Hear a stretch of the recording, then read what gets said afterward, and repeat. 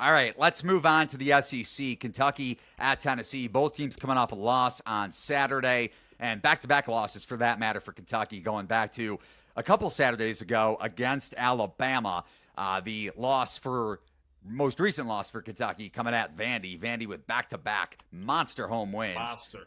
One being against Tennessee, and who we're going to handicap in this one, and the other coming against Kentucky this past Saturday. Tennessee coming off a loss to Auburn on the road. Great close game in Janai Broom's return for the Auburn Tigers. Kentucky allowing the second highest perimeter scoring rate in SEC play. That's where I want to start, because part of my handicap for Tennessee-Auburn going back to Saturday was, is this a spot where Chaz Lanier is going to regress offensively? 31.5% from three over his last six. Struggled a bit in that game. Didn't get a ton of shots if you look at his shot volume against Auburn. But now he goes up against a Kentucky defense that, like I mentioned, vulnerable in terms of their perimeter defense, and they have the 82nd ranked adjusted defensive efficiency nationally overall. Looking ahead, could be a smash spot for Kentucky with John Calipari and Arkansas on deck in Rupp. If they do indeed lose this one, that would be 3 losses in a row going into the Arkansas matchup against Cal. But I look at this with Tennessee as an 8.5, 9-point home favorite on the open at FanDuel. Maybe a good spot to bet Tennessee live, but I don't think I could take the road dog with, again, I think regression, I know you don't like to use the D word, Justin, but I think regression is inevitable for Lanier in this Tennessee three-point shooting attack. Interesting. Like negative regression. Positive. Oh, okay. Progression. I don't know. Positive regression, progression, whatever you want to call it. You're right. It is. It's drastically due. But they're also due to be worse on defense, which, again, I think has a lot to do with just being exceptionally sized. Tough to really quantify.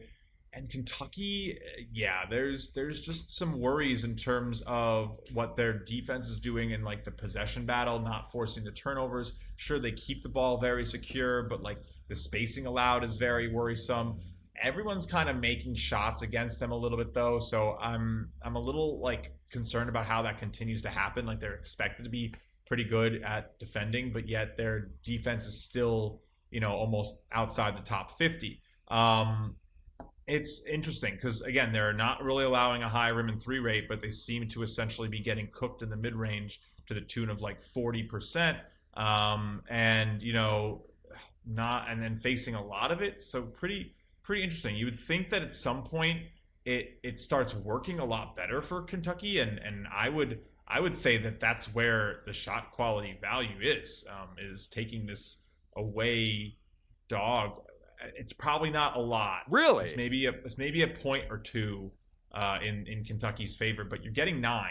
I think shot quality would probably put this at 8, 7.5. And again, you're paying a lot of tax right now for home teams. I feel like in the market, maybe it's calmed down a little bit because like away teams kind of had a bit of a weekend or a week last week.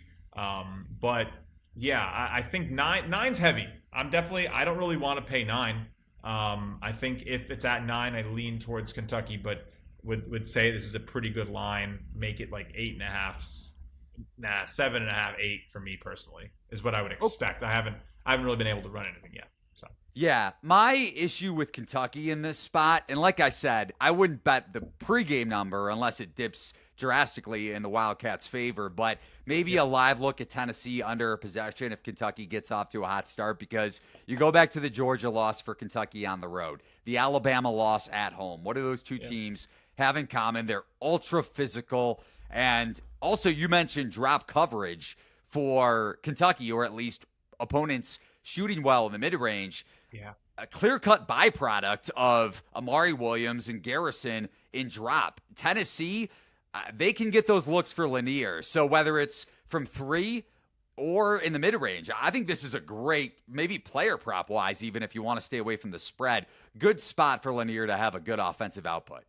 Yep, I agree. I think there's plenty of reason to expect him to be able to get good spacing off of this team. That's kind of like where they've really struggled. So both teams actually allow their opponents to develop good spacing, and both teams can shoot. So Sneaky over at 147.5. That's probably something I like. I would expect some scoring in this fun matchup.